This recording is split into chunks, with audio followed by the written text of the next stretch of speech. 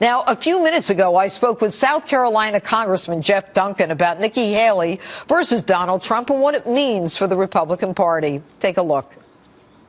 Representative Duncan, thanks so much for being with us this evening. Now, Thank you. I feel very strongly about what happened this week between the Republican Party and what I think is a direct hit at Donald Trump. But let me ask you this.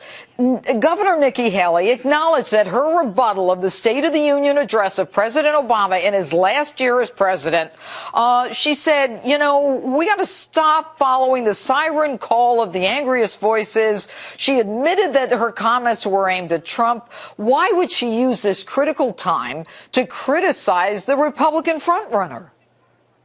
Well, it's unfortunate that she did. You know, I think Republicans, especially the establishment, should stop bashing the frontrunners and actually listen more to what they're saying, because what they're saying is resonating with the American people as reflected in the polls.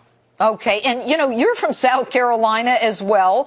And, you know, but have you ever seen the party take shots? And make no mistake, she was chosen by Paul Ryan and Mitch McConnell. We're talking about the heavy hitters to give this State of the Union response. Is she so establishment that she is not listening and that she'd rather get an establishment candidate in there? I mean, what's wrong with the American people saying, or the Republicans anyway, we want Donald Trump? Yeah, you know, it's just funny that Nikki Haley's considered an establishment candidate now. She was a Tea Party candidate when she ran for governor in 2010. I served with her. I know her well. She is a very, very conservative person. I think she listened to the wrong advisors on this. I think the speech was wrong to bash the front runner. And I think ultimately what they need to do is try to incorporate some of the things that Donald Trump and Ted Cruz and some of the outsiders are saying, because the American people seem to like it, and it's reflecting in all the polls. You know, what's amazing is, you know, we have become so used to being politically correct that everyone is afraid to kind of go outside that box. But they should be worried. You know, their jobs depend on what we, the American people, think. But that's just my comment.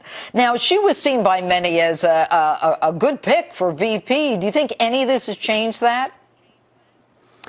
Possibly. It really depends on who wins the presidency and wins the nomination on the Republican side.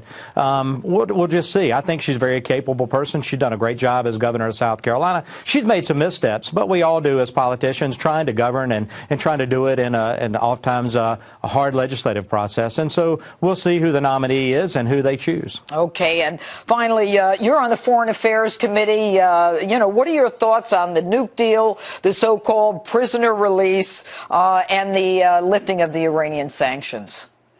Well, Judge, we're all very, very pleased that the prisoners have been released. That's an answer to so many prayers.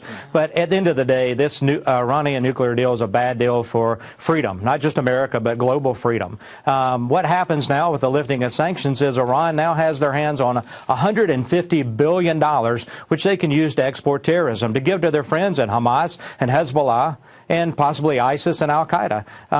Exporting of terrorism is one of Iran's trademarks. And so the largest exporter of terrorism, they'll have $150 billion to do it, and they will have a nuclear weapon in 10 years or less. And, you know, the whole idea of they're saying that this is a prisoner swap. Here's the bottom line. I mean, it's a hostage swap. And now that there's talk that a third country actually paid $500,000 to Iran for each of the prisoners, I mean, their guys were convicted of real crimes in the United States, public trials, and our guys that were incarcerated by Iran, you know, they haven't been convicted of anything that's a real crime. And so the president is in a situation where he is, again, negotiating with terrorists and calling it a prisoner swap when our guys aren't real, you know, criminals. They're hostages. Well, yeah, I mean, you're spot on. The folks that were in prison in Iran were in prison just for being American and for being Christian. The prisoners here in America were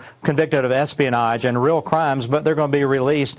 And it's just a bad deal. It sets a bad precedent, and it's just another example of failed policies of the Obama administration. All right. I'd like to thank you, Congressman, for being with us this evening. Thank you.